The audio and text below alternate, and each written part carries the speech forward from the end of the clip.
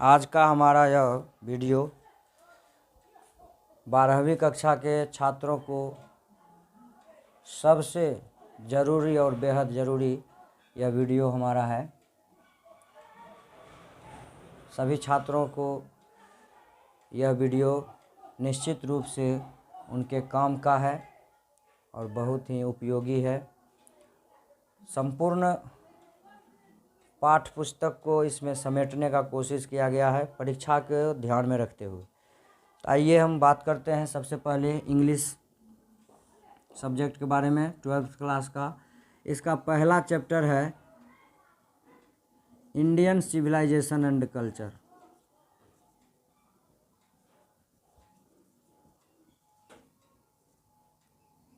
समझ लीजिएगा आप लोग, चूँकि लिखने में ज़्यादा समय जाएगा। इनको लिखा है महात्मा गांधी ने।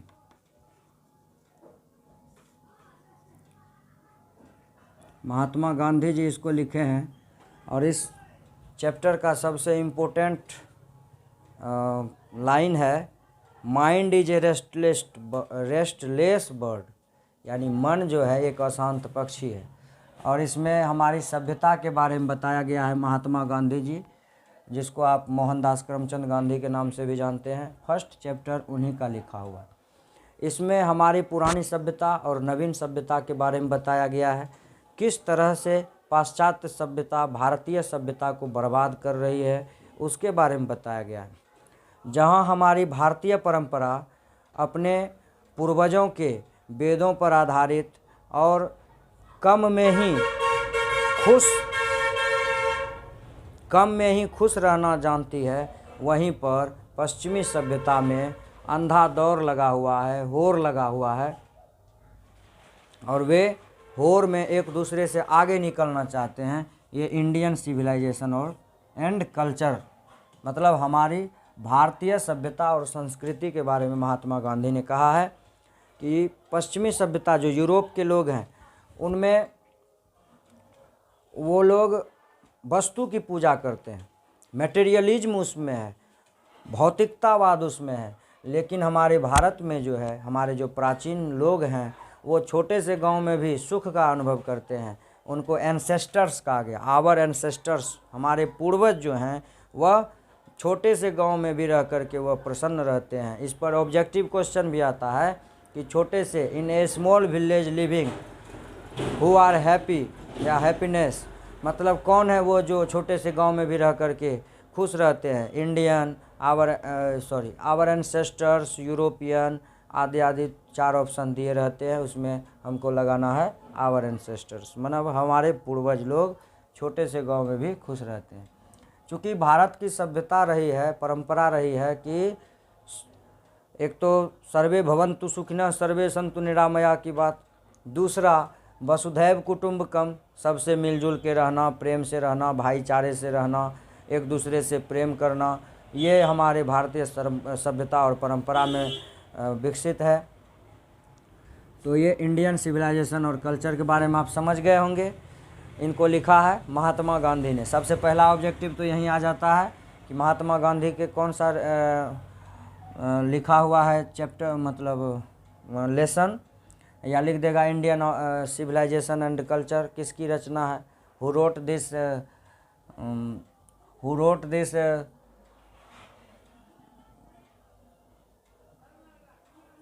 This lesson Indian civilisation and culture, या who wrote this double inverted comma में करके Indian on civilisation and culture, किसने लिखा, मतलब किसने लिखा है। रिटन जैसे लिखा रहेगा, रोट, तो समझ जाएंगे कि किसने लिखा है, ये पूछ रहा है। तो Indian civilisation and culture Mahatma Gandhi ने लिखा है, बस ये हम लोगों को जानना है। और इसमें प्राचीन भारत और अभी के भारत में जो हो रहा है उसके बारे में महात्मा गांधी ने बताया है। इसके बाद है कि कभी कभी महात्मा गांधी का जन्म पूछ देता है, तो इनका जन्म आप लोग तो जानते होंगे 2 अक्टूबर को हुआ है 1869 ईस्वी में। 2 अक्टूबर 1869 ईस्वी में ये जन्म लिए हैं गुजरात के पोरबंदर नामक स्थान पर, और इनकी मृत्यु हुई है 1948 में। कैसे हुई आप सबों को मालूम होगा, नाथूराम गोडसे ने गोली मार करके महात्मा गांधी की हत्या कर दी थी 1948 ईस्वी में, आज़ादी के ठीक कुछ ही दिनों के बाद। 1947 में हम लोगों को आज़ादी मिली, 48 में इनकी मौत हो गई। इन्हें हम बापू भी कहते हैं, पूरा देश इनको बापू कहता है। भारत को कौन पूछे, विदेशों में भी गांधी जी की प्रतिमा लगाई जाती है और बड़े श्रद्धा और विश्वास के साथ गांधी जी के जन्मदिन मनाए जाते हैं 2 अक्टूबर के दिन, और भारत में इसे राष्ट्र पर्व भी घोषित किया गया है। चलिए इस चैप्टर के लिए इतना ही। दूसरा चैप्टर में हम लोग चलते हैं। इसमें भी हमारे भारत के बारे में ही बताया गया है, जिसका नाम है भारत इज माय होम।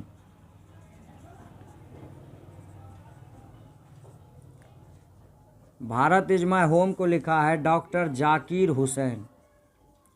ये इनका भाषण है, जब ये राष्ट्रपति बने थे डॉक्टर जाकिर हुसैन, उस समय का ये भाषण है इनका। 1967 में ये राष्ट्रपति बने थे, प्रेसिडेंट ऑफ इंडिया 1967 में।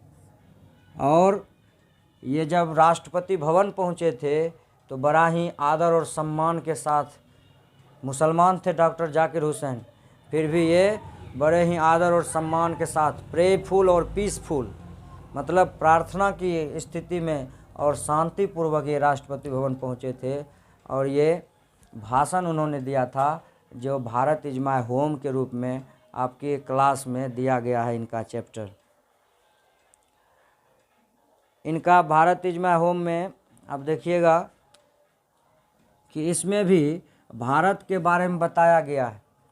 डॉक्टर जाकिर हुसैन कहते हैं कि भारत मेरा घर है और मुझे सौभाग्य है कि मुझे राष्ट्रपति के रूप में भारत की सेवा करने का अवसर मिला है। और इन्होंने भारत के ही बारे में बताया है, किस तरह से यहाँ सभी मिलजुल करके रहते हैं। जिस तरह से महात्मा गांधी ने भारत के सभ्यता के बारे में बताया है, ये भारत से अपना जुड़ाव बताते हैं, भारत से अपना लगाव बताते हैं। यही इस चैप्टर का मेन थीम है कि डॉक्टर जाकिर हुसैन भारत को अपना घर बताते हैं। और ये भारत को अपना घर ये केवल नहीं कहते हैं, बल्कि और भी जो विदेशी हैं वो भी भारत को अपना घर कहते हैं। शपथ ग्रहण जब इनका हुआ था प्रेसिडेंट के रूप में 1967 ईस्वी में, तब ये डॉक्टर जाकिर हुसैन ने भाषण दिया था और उसी में भारत से अपने संबंध के बारे में बताया डॉक्टर जाकिर हुसैन ने। अब चलते हैं ए पिंच ऑफ सुनुफ, तीसरा चैप्टर आपका।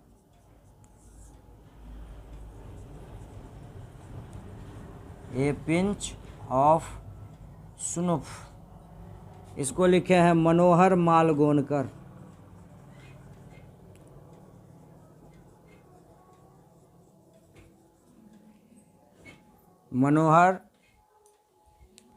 मनोहर मालगोनकर का लिखा हुआ ये है। इनका जन्म हुआ है 1913 ईस्वी में, मृत्यु किताब में नहीं दिया है। आप देखिएगा, बॉर्न इन 1913 में इनका जन्म हुआ है मनोहर मालगोनकर का, और इनकी रचना है ए पिंच ऑफ सुनुफ। इस चैप्टर में इनके नानू काका इनके एक प्रमुख पात्र हैं, और ये लेखक के मामा हैं। लेखक के माँ यानी मनोहर मालगोनकर की माँ कहती है कि आज तुम्हारे मामा जी यहाँ आने वाले हैं किसी काम से, तुम जाओ उनको स्टेशन से ले आओ। ननू काका खैनी खाते हैं, पिंच ऑफ सुनुफ, इसलिए इसका चैप्टर का नाम है पिंच ऑफ सुनुफ। और इतना ही नहीं, इनके जो मामा जी हैं मनोहर मालगोनकर के नानू काका, ये बहुत ही रोबीले हैं, बाल सफ़ेद हो गए हैं, मूँछें बड़ी बड़ी है, कपड़ा से ड्रेस से पगड़ी पहने हुए हैं, और ड्रेस से लगता है कि कोई एकदम धनाढ़ परिवार से, सभ्य परिवार से हों। उन्हीं की कहानी है। ये मंत्री से मिलने के लिए आते हैं और किस तरह से मंत्री को अपने घर बुला लेते हैं, एक बड़ी सी कार लेकर के जाते हैं। ये सब इसमें बताया गया है।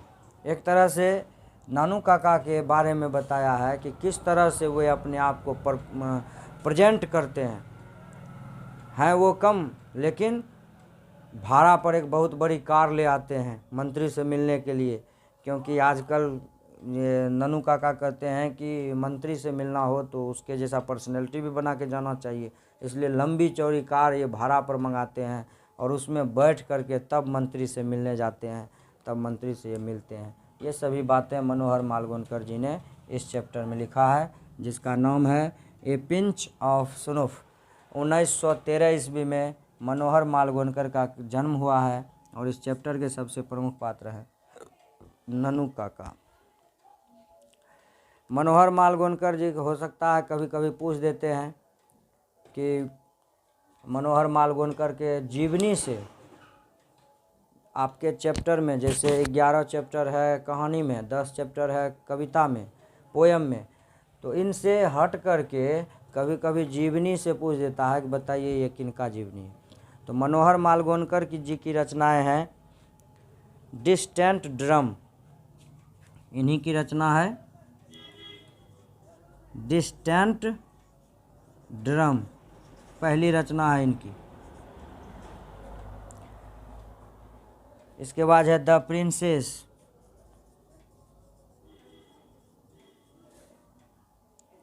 और A band in the gangs और बॉम्बे बिवेयर्स, ये सभी इनकी प्रमुख रचनाएं हैं।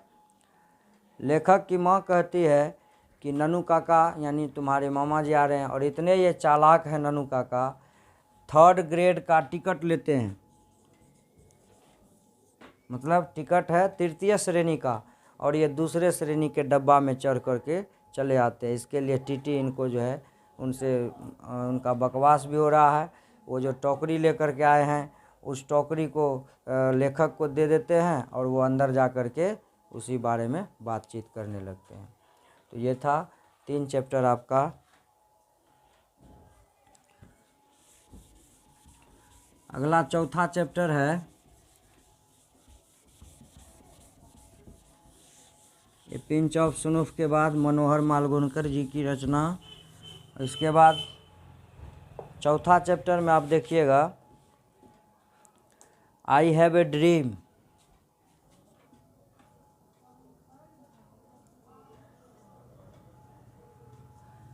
ये मार्टिन लूथर किंग का लिखा हुआ है। Martin Luther king junior, JR देखिएगा आप लिखा रहता है, मार्टिन लूथर किंग जूनियर। इनका जन्म हुआ है 1929 ईस्वी में और 1968 में इनकी मृत्यु हुई है। 1929 में जन्म हुआ, 1968 में इनकी मृत्यु हुई है, और ये अमेरिका के हैं, अमेरिकन है, ये अमेरिकन हैं और ये अश्वेत हैं।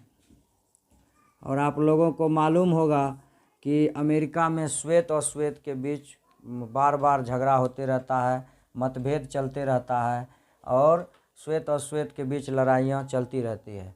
ये अमेरिकन है।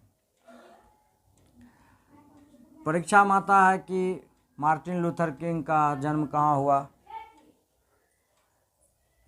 या मार्टिन लूथर किंग कौन है, अमेरिकन है, रशियन है, जापानीज है, ऐसा भी क्वेश्चन आ जाता है। तो आप लोग को याद रखना है कि मार्टिन लूथर किंग अमेरिकन है। इनका जन्म 1929 में हुआ है, 1968 में इनकी मृत्यु हुई है और ये अश्वेत है।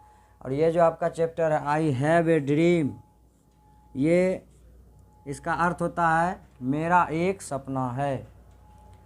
और मार्टिन लूथर किंग ने जो ये कहा है ये इनका स्पीच है, मतलब भाषण है। ये इन्होंने भाषण दिया है कि मैं सपना देखता हूँ, अपने स्वप्न के बारे में बताते हैं कि मैं स्वप्न देखता हूँ कि अमेरिका में जो आज अश्वेत को अमेरिका से बाहर एक जगह पर, एक टापू पर, निर्जन स्थान पर भेज दिया गया है, काले लोगों को मैं स्वप्न देखता हूँ कि एक दिन ऐसा आएगा कि अमेरिका में काले गोरे में भेद नहीं किया जाएगा, श्वेत और अश्वेत के बीच भेद नहीं किया जाएगा। ये स्वप्न इनका है और ये अपने स्वप्न के बारे में भाषण के रूप में लोगों को बताते हैं। इनकी रचनाएं हैं, इम्पोर्टेंट रचनाएं हैं। स्ट्रेंथ टू लव 1953 में आया है। स्ट्रेंथ टू लव 1953 की है ये। इसके बाद इनकी रचना है स्ट्राइड टुवार्ड फ्रीडम।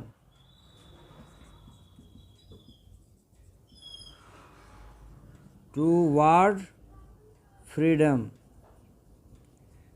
देखिए, इनका जो भी भाषण है वह स्वतंत्रता को लेकर के है, आज़ादी को लेकर के है, अपने स्वतंत्रता के लेकर के है, क्योंकि अमेरिका में अश्वेत को आज़ादी नहीं थी, उसे अमेरिका से बाहर करके एक निर्जन टापू पर दे दिया गया था। इसलिए इनकी जो लड़ाई है वह स्वतंत्रता की लड़ाई है।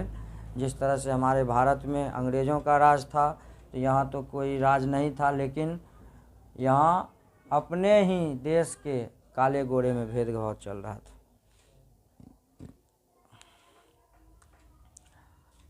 इसके बाद तीसरी रचना है इनका व्हाई कैन नॉट वेट। 1964 में आया है इनकी ये रचना, व्हाई कैन नॉट वेट। और where do we go from here. Where do we go from here, मतलब हम लोग यहाँ से कहाँ जाएं।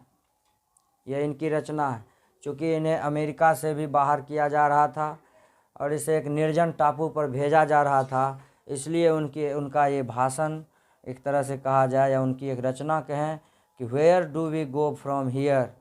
नाम से ही पता चल रहा है ये मार्टिन लूथर किंग का लिखा हुआ ये सभी रचना है जो इन्होंने भाषण के रूप में दिया है। और आई हैव ए ड्रीम जो आप लोगों का चैप्टर है, ये भी भाषण का ही अंश है। इसमें इतना ही जो इम्पोर्टेंट फैक्ट्स था हमने बताया। आगे का चैप्टर है आई हैव ए ड्रीम के बाद अगला चैप्टर है ideas that have helped Mankind. Ideas माने होता है अनुभव।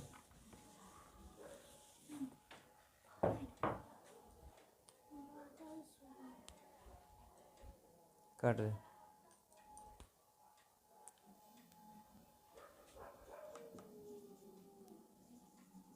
ideas that have helped mankind, मतलब अनुभव जो है वह मनुष्य के जीवन को आसान बनाने में मदद करता है या मनुष्य को कीर्ति की रचना करने में मदद करता है। और इसे लिखा है बर्ट्रांड रूसल।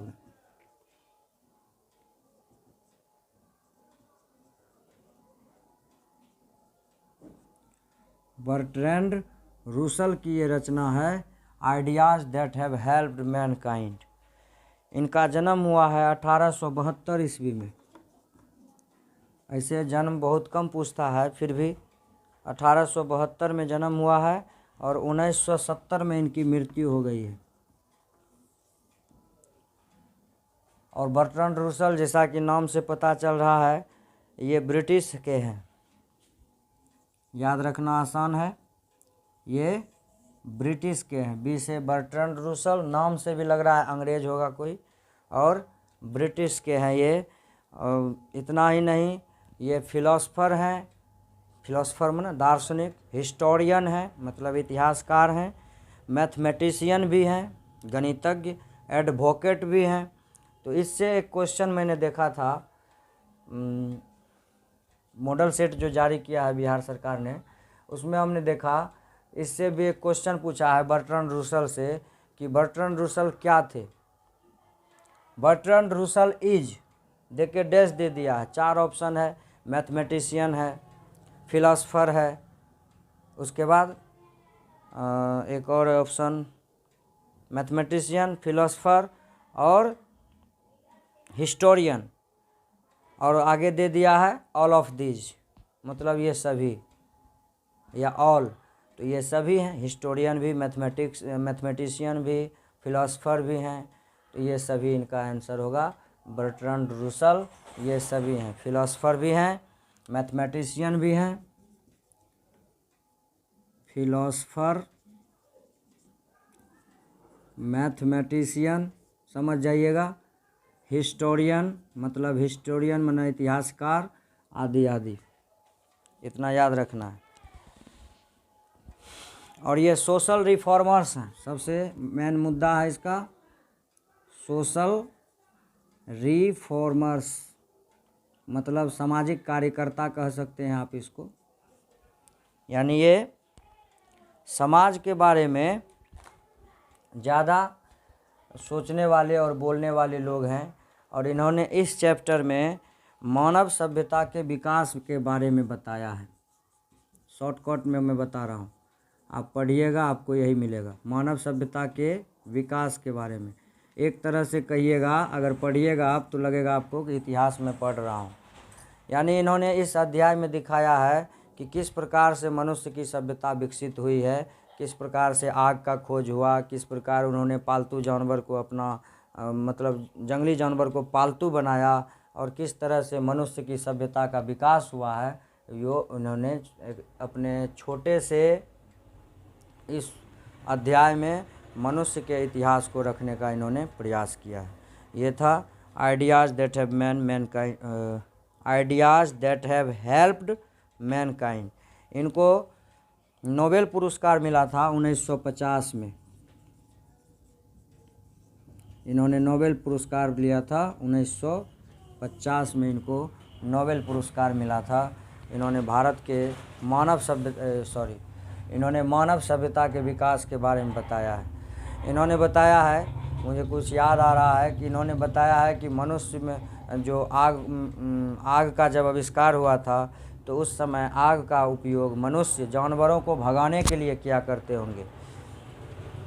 इसके बाद इन्होंने कहा है कि आज जो मनुष्य आग में मांस को पका के खा रहा है, हो सकता है बच्चा किसी कारणवश मांस को आग में दे दिया होगा और बाद में उसे खाया होगा तो स्वादिष्ट लगा होगा, इसलिए आज मनुष्य जो है आग के आविष्कार के बाद मांस को आग में भूंज करके खाने लगा।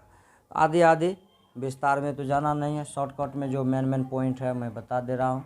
तो 1950 में बर्ट्रैंड रसल को नोबेल प्राइज़ पुरस्कार मिला था, याद रखिएगा। जिस समय 1950 को याद रखेंगे हमारा देश गणतंत्र हुआ था, संविधान लागू हुआ था, उसी समय इनको बर्ट्रैंड रसल, ऐसा नहीं कि भारत में मिला था, नोबेल प्राइज़ इनको ब्रिटेन में मिला होगा, अपना सरकार इसका दिया होगा। अगला है ideas that have man help kind के बाद द आर्टिस्ट,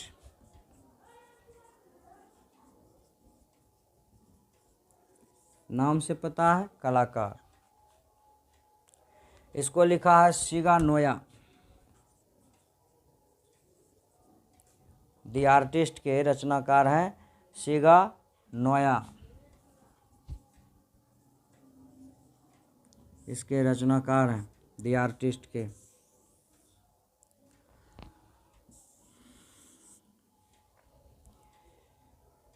शिगा नोया जो है ये जापान के हैं, जापानीज हैं। और इनसे भी रिलेटेड एक क्वेश्चन बार बार आता है कि Shiga Noah is the writer of, मतलब शिगा नोया कहाँ के लेखक हैं, तो हम कह सकते हैं शिगा नोया जापान के लेखक हैं, जापानीज लेखक। और इस कहानी में ये शॉर्ट राइटर हैं, मतलब छोटी कहानी लिखने वाले हैं। ऑब्जेक्टिव में आ सकता है Shiga Noah is a dash writer, short writer. इसमें सेवई नाम के एक लड़के की कहानी है जो 12 वर्ष का है, सेवई। आप इसका अंग्रेजी में नाम देखिएगा तो सेईबेई होता है, सेईबेई, सेईबेई। इस नाम का लड़का है, ये 12 ईयर्स का है। और ये 12 साल का लड़का जो प्राथमिक स्कूल में पढ़ता है, इसको कद्दू से ज़्यादा लगाव है। ग्वाड्स, लौकी, GOURDS।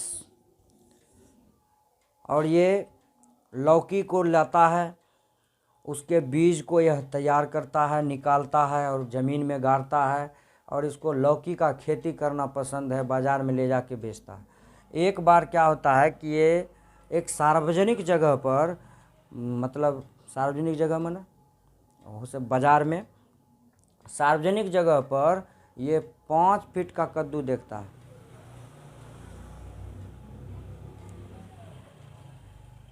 5 इंच का कद्दू देखता है। हो सकता है परीक्षा में पूछ दे कि सेवई ने कितने इंच का कद्दू खरीदा था?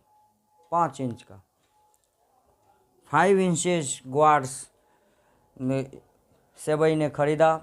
बाज़ार में अचानक इसने पहले कभी इतना बड़ा कद्दू नहीं देखा था, ग्वाड्स माने लौकी नहीं देखा था, इसलिए यह दौड़ करके घर गया, पैसे लाया और ग्वाड्स को ख़रीद के अपने घर ले जाता है, और उसको बड़े बढ़िया से प्रक्रिया में उसको गोद करके उसका बीज निकालता है, और उसको चाय पत्ती के पत्ते से ढक देता है, ताकि उसका गंध सड़ने के बाद उसका गंध जो है वह घर में ना फैले। एक बार क्या होता है, शुरू में जब यह लौकी लाता है तो उसके बीज निकालने के लिए पहले उसको खोद देता है पूरा, और उसको छोड़ देता है उसका ऊपर का हिस्सा काट करके, तो उससे पूरा गंध फैलने लगता है, इसलिए वह चाय पत्ती के पत्ते से उसको ठीक से ढक देता है, और उसे लौकी से बेहद प्रेम है। तो यही सेवई की कहानी है। 12 वर्ष का वह लड़का है, उसको कद्दू से ज़्यादा प्रेम है। स्कूल से पढ़ के आता है, सीधे बाज़ार चला जाता है, कद्दू से उसको ज़्यादा लगाव। इस पर भी क्वेश्चन आता है कि सेवई बाउट द, सेवई क्या खरीदा? तो कद्दू खरीदा था। कहाँ जाता था? तो बाज़ार बार बार जाता था, मार्केट। इस प्रकार से क्वेश्चन को आप समझ करके द आर्टिस्ट मतलब कलाकार। इस कहानी का मेन थीम है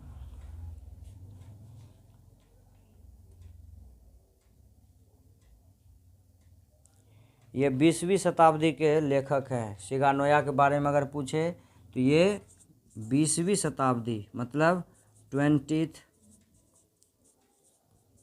ये क्वेश्चन है। 20वीं शताब्दी के ये लेखक हैं सिगानोया, और इनका जन्म हुआ है 1883 और मृत्यु 1971। 1883 में जन्म हुआ है, 1971 में इनकी मृत्यु हो गई है, इसलिए ये 20वीं शताब्दी में इनका आ जाता है। आप देखिए 1971 में, यानी 20वीं शताब्दी के ये लेखक हैं। और इसके बाद जब कद्दू को संग्रह किया हुआ हो जाता है तो ये फल और सब्जी को संग्रह करते हैं अपने घर के कोने में। मतलब एक तरह से कहा जाए कि ये खेती से ज़्यादा इनको इंटरेस्ट है, खेती में करते। लेकिन इनके पिताजी को यह पसंद नहीं था। इनके पिताजी चाहते थे कि मेरा बेटा एक बहुत बड़ा विद्वान बने, तो इसलिए सेवई को जो है ये अंत में बड़ा प्रेशर दे करके, जोर ज़बरदस्ती करके यह काम सेवई को छुड़वा देते हैं। तो ये था द आर्टिस्ट। इसके लेखक हैं सिगानोया जी। 1883 में इनका जन्म हुआ है और 1971 में इनकी मृत्यु हुई है। इसके बाद है ए चाइल्ड इज बॉर्न।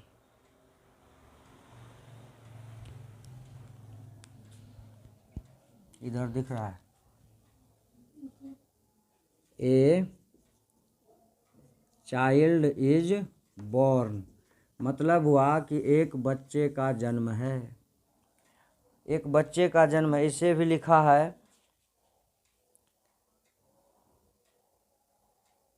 एक महिला लेखिका है जिसका नाम है जर्मेन ग्रियर। जर्माइन ग्रियर, जर्मैन ग्रियर का लिखा हुआ ये ए चाइल्ड इज बॉर्न, ये ऑस्ट्रेलिया के लेखिका हैं।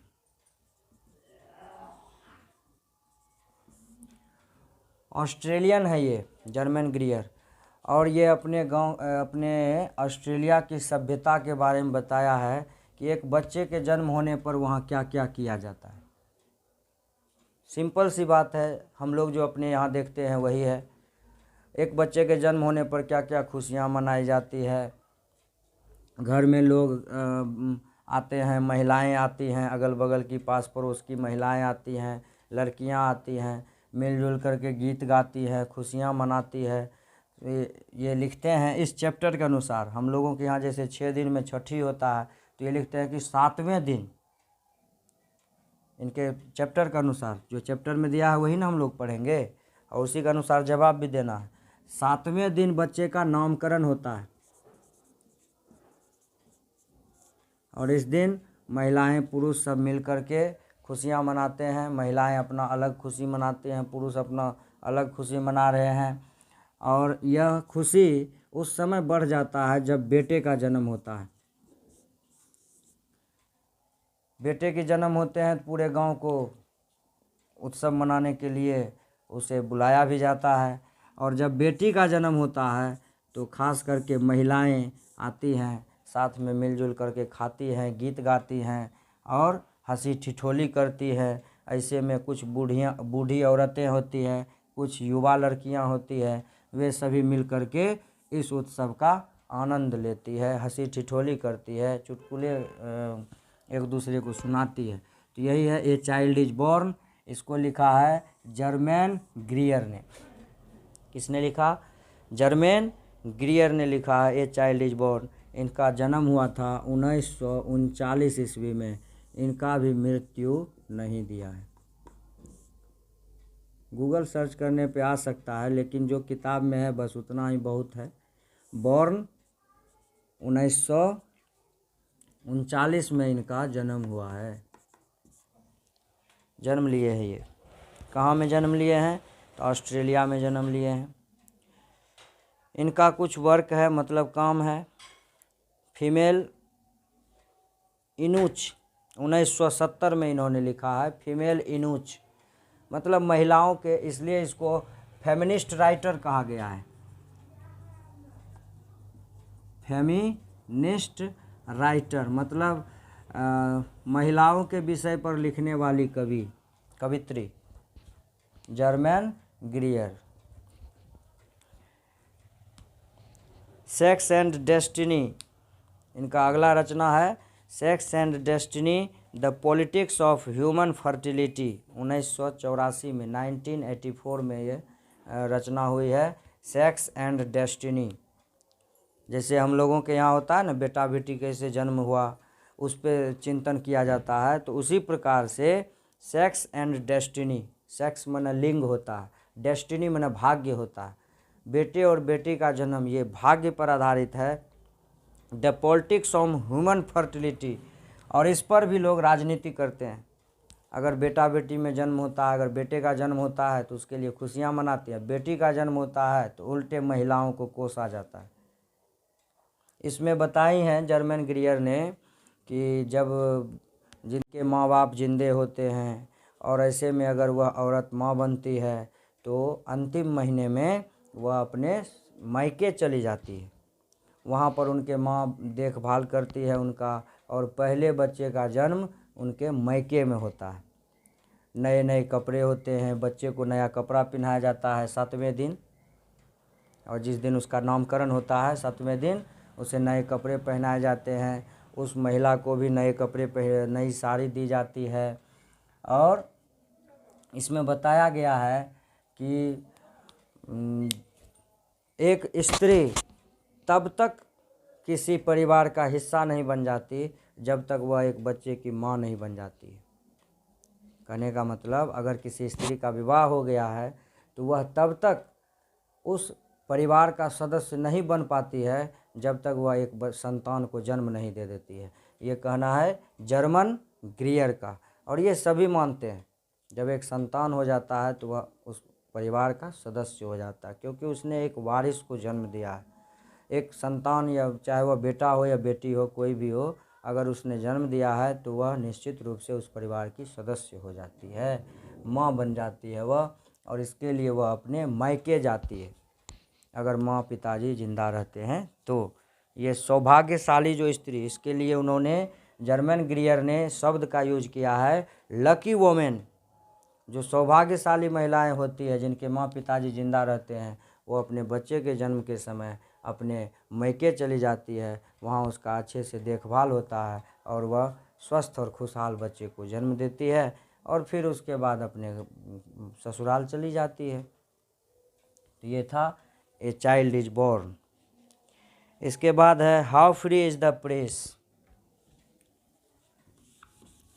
How free is the press में इसमें प्रेस के बारे में बताया गया है और इसकी लेखिका है डोरथी L shares. How free is the press, ये डोरथी एल सेयर्स, इन्होंने प्रेस की स्वतंत्रता के बारे में बताया है कि प्रेस को कितना स्वतंत्रता देना चाहिए। आप लोगों को मालूम होगा कि हमारे भारत में भी जो संविधान है और उसमें जो लोकतंत्र है, लोकतंत्र के चौथे स्तंभ के रूप में प्रेस को देखा जाता है, मीडिया को देखा जाता है।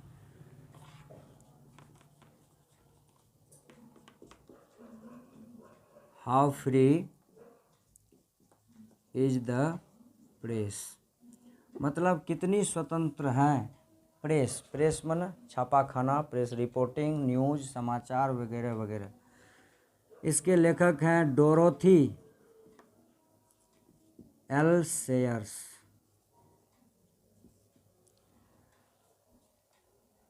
डोरोथी एल सेयर्स ने लिखा है how free is the press, यानी प्रेस के बारे में लिखा है इन्होंने। इनका जन्म हुआ है 1893 ईस्वी में।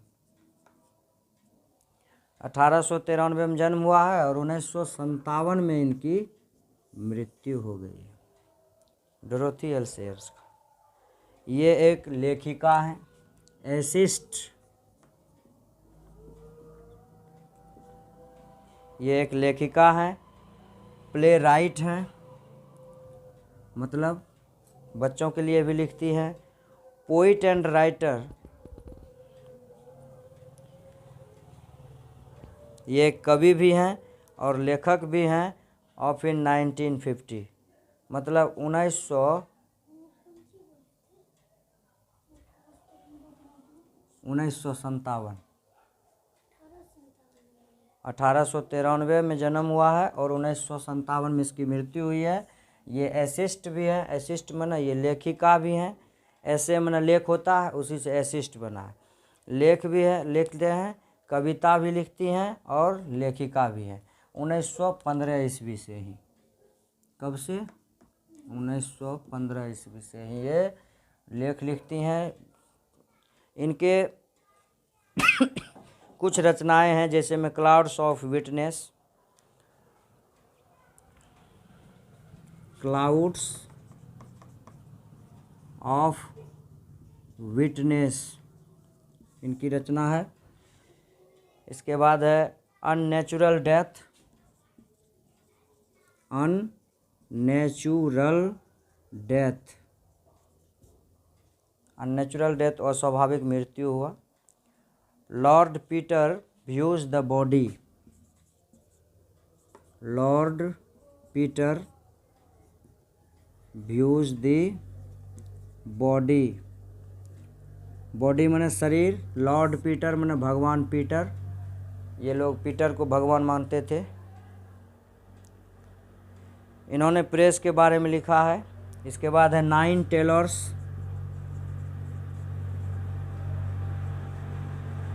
इनकी रचना है 9 टेलर्स और गॉडी नाइट, ये इनकी प्रमुख कृतियां हैं। फिर से मैं बोल दे रहा हूँ, clouds of witness, unnatural death, lord Peter views the body, 9 tailors, gaudy night, ये इनकी प्रमुख रचनाएं हैं। How free is the press के लेखिका हैं। प्रेस की स्वतंत्रता के बारे में इन्होंने बताया है। संक्षिप्त में इतना ही जान लीजिए। इन्होंने कहा है कि जब तक प्रेस स्वतंत्र नहीं होगा तब तक जनता भी स्वतंत्र नहीं हो सकती है। प्रेस की स्वतंत्रता निर्भर करती है जनता की स्वतंत्रता पर और जनता की स्वतंत्रता निर्भर करती है प्रेस की स्वतंत्रता पर, क्योंकि अगर प्रेस स्वतंत्र नहीं रहेगा तो वह किसी भी खबर को स्वतंत्र पूर्वक नहीं छाप सकता है। दूसरी बात, इन्होंने यह भी कहा कि जब विश्व युद्ध हो रहा हो, विश्व युद्ध के समय प्रेस के स्वतंत्रता पर कुछ अंकुश लगा दिया जाता है, जो कि सही है। इसलिए ये how free is the press हम लोग देख रहे हैं। प्रेस के बारे में जो भी कुछ हम कहीं लाइन पढ़ेंगे तो उसको समझ जाएंगे कि how free is the press से ही लिया गया है, और इसे डॉर्थी एल सेयर्स ने लिखा है। इसके बाद है दी अर्थ।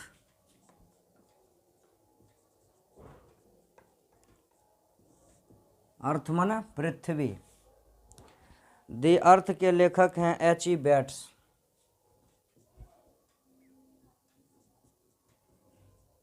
H.E. बेट्स इसके लेखक हैं।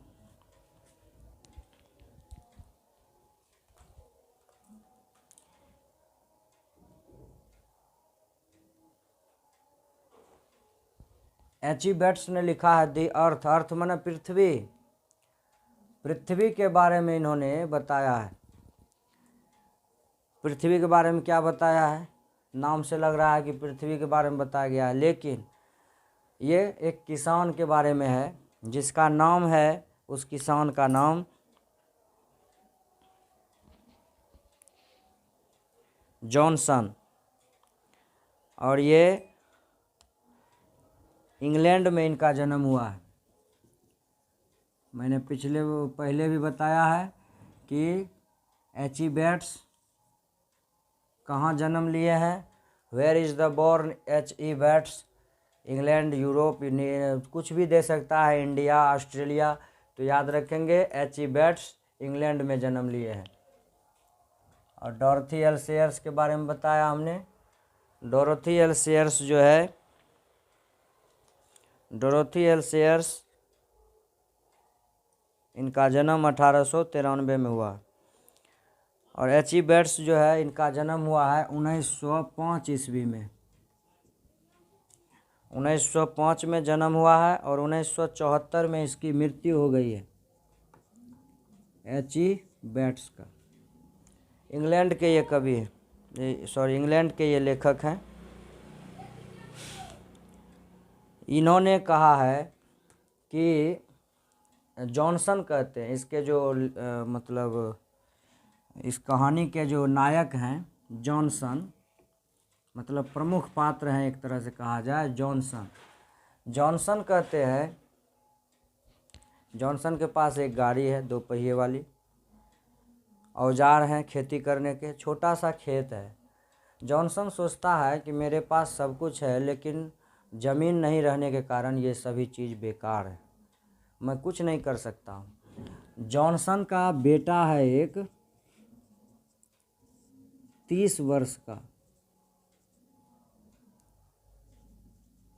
जॉनसन का बेटा है 30 वर्ष का, और जॉनसन को लगता है कि मेरा बेटा का दिमाग जो सही नहीं है, उसका दिमाग थोड़ा सा गड़बड़ है। ऐसा इसलिए उसको लगता है क्योंकि वो देखते हैं कि और बच्चों से मेरे बेटे का दिमाग जो है वो थोड़ा कम है, या अलग तरह का वो व्यवहार करते हैं। इसलिए जॉनसन अपने बेटा को ले जाता है डॉक्टर के पास। डॉक्टर के पास जब उसे ले जाता है, साइकोलॉजिस्ट जो हैं वह कहता है कि इसको आप किसी धंधा में लगा दीजिए। तो वो जॉनसन अपने बेटे को मुर्गी के धंधा में, मुर्गी पालन यानी मुर्गी फार्म, पोल्ट्री फार्म जिसको हम लोग कहते हैं, वो इसको खोल दिया जाता है। और पोल्ट्री फार्म में जो है ये मुर्गी पालना शुरू कर देते हैं। इसके बेटे का नाम है बेंजी,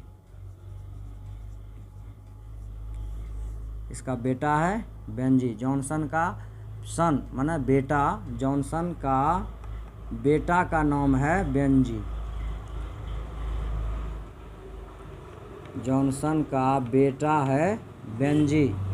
30 वर्ष का हो गया, लेकिन इसका दिमाग जो है वह ठीक नहीं है। इसलिए इसको डॉक्टर के पास ले जाता है। डॉक्टर इसे बिजनेस में लगा देता है, और बिजनेस में सही में उसका जो इम्प्रूवमेंट देखा जाता है। जो 5 मुर्गियों से अपना बिजनेस शुरू किया था, उसके लिए अब जगह छोटा पड़ने लगा।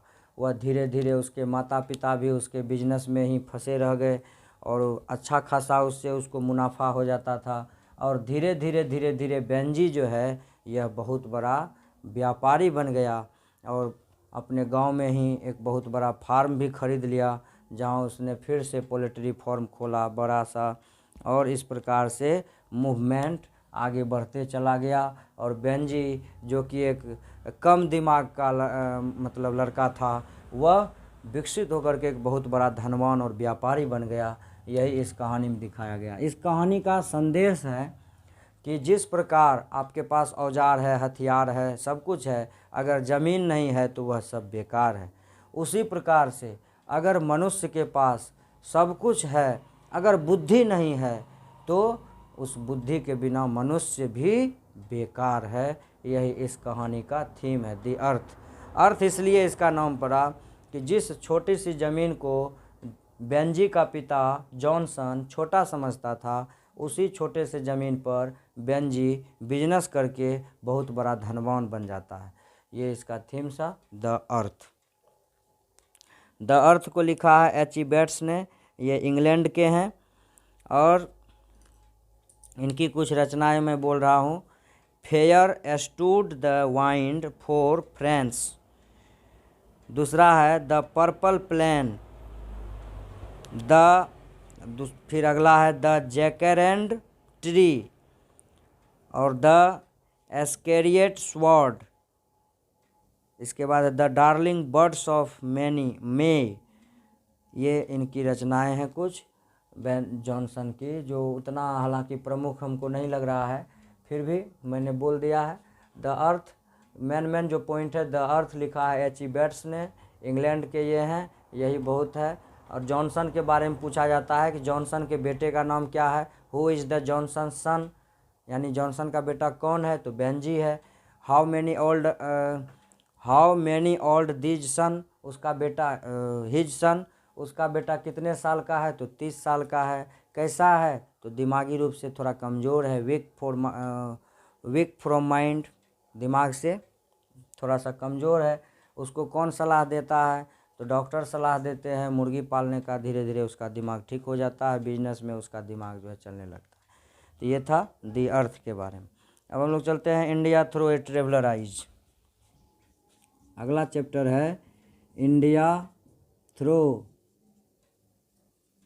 ए ट्रेवलर आई। मतलब एक यात्री के निगाह में भारत। इसको लिखी है Pearl S Buck. Pearl S Buck, BUCK। Pearl S Buck ने इसे लिखा है और इसका जो एजुकेशन है वो चाइना यूनिवर्सिटी में हुआ है। और ये भारत के बारे में क्या सोचती हैं, इनके बारे में भी सुने। जन्म हुआ है इसका 1860 ईस्वी में। आप लोग अंदाज कर लिए होंगे 1860 ईस्वी में हमारे भारत पर अंग्रेज़ों का शासन था और 1904 में इनकी मृत्यु हुई है। और ये भारत के बारे में सुनते हैं अपने फैमिली डॉक्टर से, जो फैमिली डॉक्टर भारत के ही हैं और वह वहाँ जा कर के रहने लगते हैं। और ये इनका शिक्षा कहाँ में हुआ है, एजुकेशन इसका हुआ है जापानीज यूनिवर्सिटी में, जापान में। ये जापान में रहती हैं और सोचती है वहाँ से, सॉरी चाइना होगा शायद, हाँ चाइना में।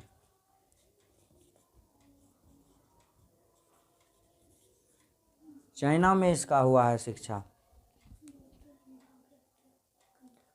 1 घंटा का हो गया। अच्छा कुछ और है इसमें शॉर्टकट में। तो एजुकेशन जो है इसका चाइना में हुआ है। इंडिया थ्रू ए ट्रेवलर आई। और भारत के बारे में ये अपने फैमिली डॉक्टर से जानते हैं। इनका जन्म हुआ है 1860 ईस्वी में। 1904 ईस्वी में इनका मृत्यु हो गया है। ए डॉक्टर बाय प्रोफेशन, ये प्रोफेशन में जो एक डॉक्टर हैं, इनकी फैमिली डॉक्टर हैं, उनसे भारत के बारे में सीखा है, सुना है। और ये सोचती हैं कि किस प्रकार से भारत के लोग रहते हैं, जिन भारत का व्यक्ति इतना महान है, बहुत सारे विद्वान के बारे में इन्होंने, महात्मा गांधी भगवान बुद्ध के बारे में सबसे ज़्यादा ये प्रभावित है पियरलेस बक, भगवान बुद्ध, लॉर्ड बुद्धा। भगवान बुद्ध से ये ज़्यादा प्रभावित है। इनके पिता, पियरलेस बक के पिता भी भगवान बुद्ध को मानने वाले हैं। क्योंकि चाइना में आप अभी भी जाइएगा तो चाइना में भगवान बुद्ध को ही भगवान माना जाता है। उन लोगों का भगवान कोई नहीं है, भगवान बुद्ध ही उनके भगवान है। तो ये बुद्ध के बारे में सबसे ज़्यादा प्रभावित, और ये बुद्ध कहाँ के थे? भारत के। इससे पियरलेस बक बहुत ज़्यादा प्रभावित होती है और वो भारत के बारे में और भी बहुत कुछ जानना चाहती हैं, जिसकी जानकारी उसे फैमिली डॉक्टर से मिलता है। इनके कुछ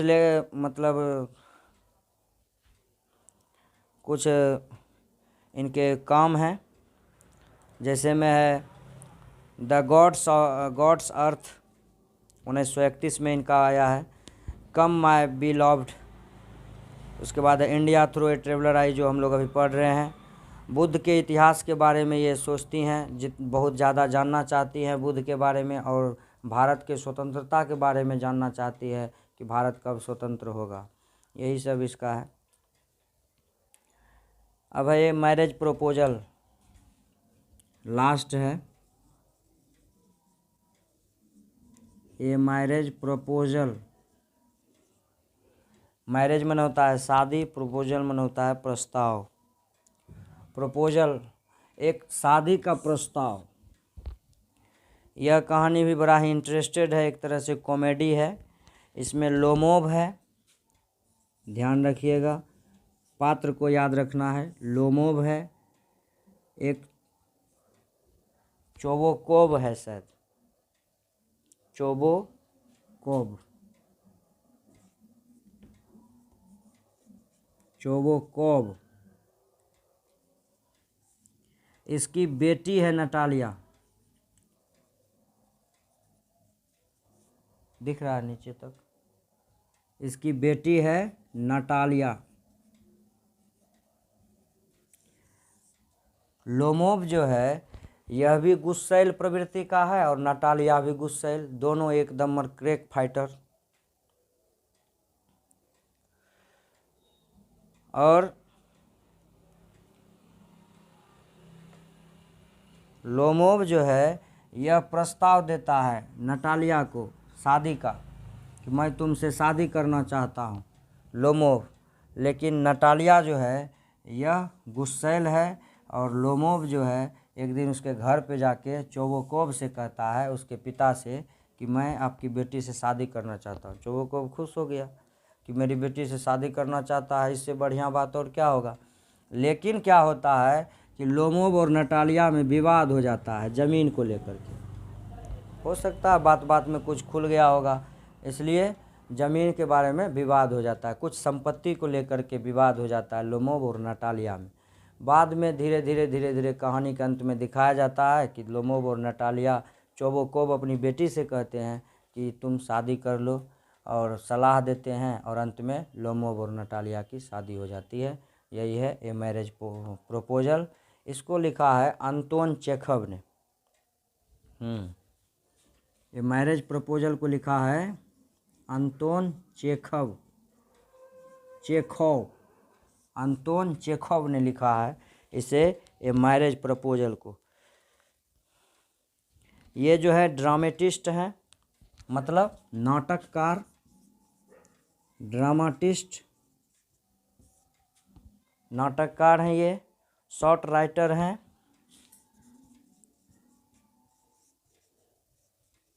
शॉर्ट राइटर भी हैं, मतलब छोटी लेखक भी हैं, छोटे लेख लिखने वाले, और ड्रामेटिस्ट हैं।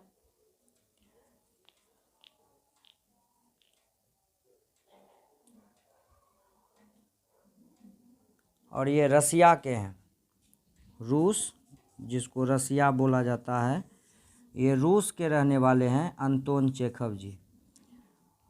तो पूछ सकता है कि अंतोन चेखव कहाँ के हैं, तो रसिया के हैं, रूस के हैं।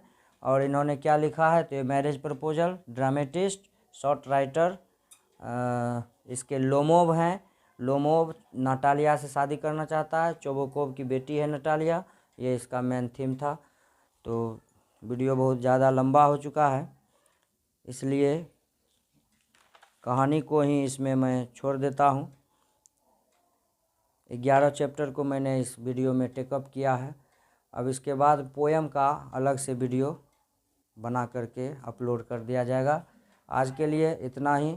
अगर आप इतना देख लेते हैं तो मुझे लगता है कि परीक्षा में पूछे जाने वाले लगभग 20 से 25% क्वेश्चन किताब से जो रहता है, ऐसे तो 50% रहता है, वैसे 20 से 25 क्वेश्चन आपको इससे हल हो सकता है। इसके बाद दीर्घोत्तरी क्वेश्चन में 5 नंबर का जो क्वेश्चन आता है उसमें भी मिलाने वाला है। इसलिए मैं एक बार फिर से लेखक और उनका नाम बोल देता हूँ। Indian on civilisation, Mahatma Gandhi ने लिखा है, ये तो आपको याद होगा। डॉक्टर जाकिर हुसैन, ये Bharat is my home, doctor Zakir Hussain का लिखा हुआ है। ए पिंच ऑफ स्नूफ, मनोहर मालगोनगर का लिखा हुआ है। I have a dream, Martin Luther king ने लिखा है, उन्होंने अपने सपने के बारे में बताया है। Ideas that have helped Mankind, ideas that have man helped kind, इसके बारे में लिखा है बर्ट्रैंड रूसल ने। उन्होंने बताया है किस प्रकार से मनुष्य का जो विकास है, उसकी सभ्यता का विकास किस प्रकार हुआ है। द आर्टिस्ट सिगानोया का लिखा हुआ है। ए चाइल्ड इज बॉर्न, इसका जर्मन ग्रियर का लिखा हुआ है। ए चाइल्ड इज बॉर्न, इसमें बच्चे के जन्म के बारे में बताया गया है। How free is the press, Dorothy L Sayers का लिखा हुआ है। दी अर्थ, H.E. बेट्स का लिखा हुआ है, जो अभी आप लोग पढ़े, इंग्लैंड के कवि हैं। 1905 में जन्म हुआ है, 74 में इसकी मृत्यु हुई है। इसमें एक किसान की कहानी है, जिसमें जॉनसन नाम का किसान है जो गांव में रहता है, उसका बेटा है बेंजी आदि, ये सब। इसके बाद है इंडिया थ्रू ट्रेवलर्स आई, इसको लिखा है पियर्ल एस बक ने। इसने भारत के बारे में अपने फैमिली डॉक्टर से जाना है। और ये मैरिज प्रपोजल जो आपने अभी तुरंत पढ़ा, अंतोन चेखव का लिखा हुआ है। 5 नंबर का मिलाने वाला आता है, अगर आप मिलान भी लेते हैं तो 5 नंबर आपको वहाँ से आ जाता है। और ऑब्जेक्टिव में अगर इतना पढ़ने के बाद अगर 15 से 20 नंबर आपको आ गया तो समझिए कि एक तरह से एक बड़ा स्कोर आप कर सकते हैं अंग्रेजी में। बड़ा मतलब उतना बड़ा नहीं, डीपली जब तक पढ़ाई नहीं होगी तो अच्छा स्कोर हम नहीं कर सकते हैं। मतलब एक तरह से जो कुछ नहीं जानते उनके लिए कुछ, डूबते को तिनके का सहारा एक तरह से कहा जाए। शॉर्टकट में 1 घंटा से प्लस का वीडियो बन चुका है, इसलिए आप लोगों से, सभी छात्रों से यह निवेदन आपके हित के लिए है। आप इसे देखिए और जो भी कमेंट्स हो दीजिए कि इसमें कहीं कोई त्रुटि या कुछ भी है, आपको लगे कि और कुछ इसमें जोड़ना चाहिए तो आप बताएं हमें। तब तक के लिए हर हर महादेव। अगला वीडियो आगे अपलोड किया जाएगा।